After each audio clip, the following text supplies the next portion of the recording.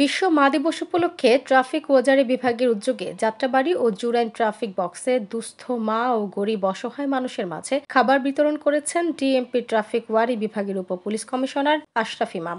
এ সময় উপস্থিত ছিলেন অতিরিক্ত উপ পুলিশ কমিশনার সুলতানা ইসরাত জাহান, সহকারী পুলিশ কমিশনার মোস্তাইন বিল্লাহ ফেরদৌস ও তানজিল আহমেদ।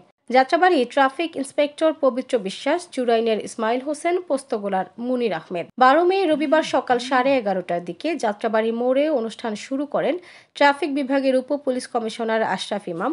অনুষ্ঠানের শুরুতে তিনি বলেন, মাননীয় কমিশনার স্যারের নির্দেশে বিশ্ব মা দিবস উপলক্ষে দুস্থ মাদের অন্তত একবেলা ভাত খাবার খাওয়াতে পারি। মানবিক পুলিশের উদাহরণ টেনে তিনি বলেন, পুলিশ হবে মানবিক, অন্তত একবেলা মাদের ভালো খাবার খাওয়ানোর মধ্য দিয়ে এই যাত্রা শুরু হোক। আপনারা জানেন, আমাদের ঢাকা মেট্রোপলিটন পুলিশের কমিশনার হাবিবুর রহমান স্যার, উনি একজন মানবিক পুলিশ অফিসার।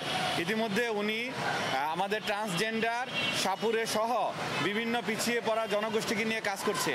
সেই স্যারের মানবিকতাকে ধরে রেখে আমরা আমাদের মানবিক দিকগুলো ফুটিয়ে রাখতে চাই। বিশ্ব মা দিবসে সকল মাদেরকে শুভেচ্ছা। সেক্ষেত্রে আমরা চিন্তা করেছি বিশ্ব মা দিবস উপলক্ষে অন্ততপক্ষে একবেলা আমাদের পথের যা ছিন্নমূল মা বা দুস্থ মা, তাদেরকে যদি একবেলা ভালো খাওয়াতে পারি, এই মেসেজটা জনগণের কাছে পৌঁছে দেওয়া যে শুধু আমাদের ঘরের মা খেলেই হবে না, যারা পথে আছে, মা পড়ে আছে, যারা নিয়মিত খেতে পারে না, যারা বিভিন্ন ময়লা আবর্জনা থেকে খাদ্য কুড়িয়ে খায়, তাদের জন্য যেন আমরা এই মেসেজটা দিতে পারি।